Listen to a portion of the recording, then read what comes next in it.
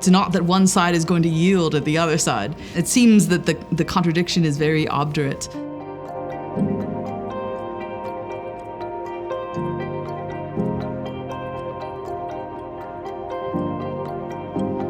This year's theme is contradiction. It's an interesting story. The Chinese characters for the word contradiction are Mao Dun, which is literally a spear and a shield. It doesn't just mean contradiction. It can also translate to conflict. And across the different topics that we have, the theme goes back and forth between contradiction and conflict. The reason why this expression is a spear and a shield is it comes from a story from an ancient Chinese philosophical text about a man who's selling spears and shields.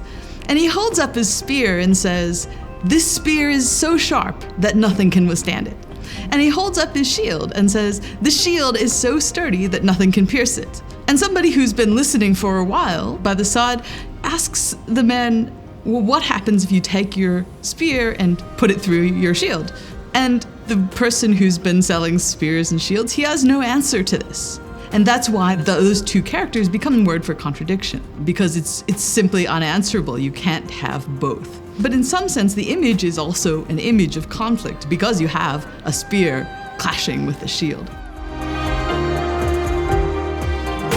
I think that really expressed something about our present moment in the world, in China, and this kind of sense that there are clashing forces. I feel like it's been a very productive theme for many of our contributors. They have seen contradiction or conflict throughout their own areas of expertise in the course of writing these, and I felt like the theme of contradiction really came up nicely through most of the stories.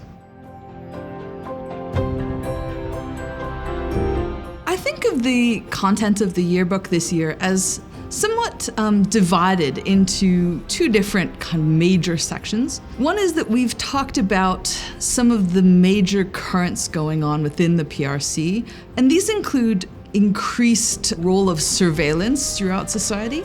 We talk about the gender wars, so the sort of contradiction between this kind of Me Too movement that's been trying to get going in China versus real resistance of the establishment to that. We have talked about kind of political rhetoric, political ideology, and just kind of on a deep level, if you analyze it carefully, there are these contradictions between what politicians are saying now and their view of history.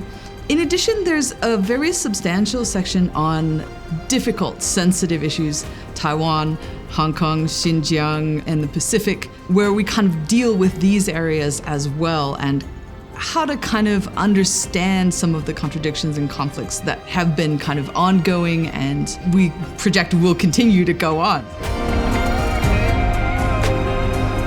To me, one of the things that really was brought out was the effort to control history.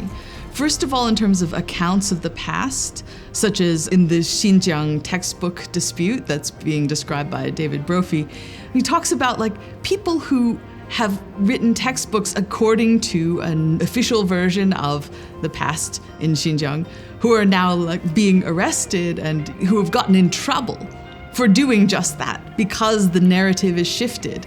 And I think this is kind of emblematic of this struggle to control how you tell the story, how the story, even of the past, is told.